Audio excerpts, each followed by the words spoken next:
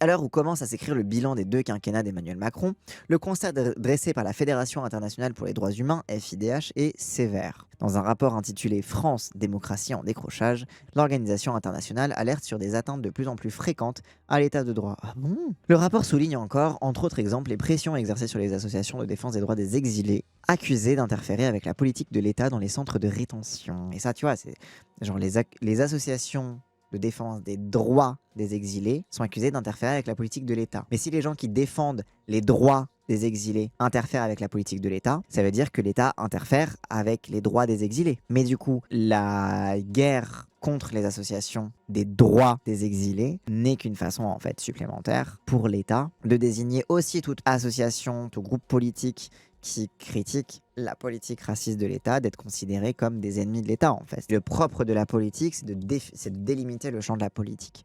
Donc c'est de décider ce qui est de l'ordre du politique, c'est-à-dire ce qui peut se discuter, et ce qui est hors du champ de la politique, c'est-à-dire ce qui va de soi, ou alors ce que tu n'as pas le droit de discuter. Et là, en l'occurrence, le but, c'est de dépolitiser au maximum, de retirer de force du champ de la discussion politique la question des exilés. Et le faire par la force, par l'intimidation. Et donc, en fait, ça veut dire que si tu critiques la politique de l'État sur les exilés, tu critiques l'État. Car ce n'est pas politique, c'est existentiel.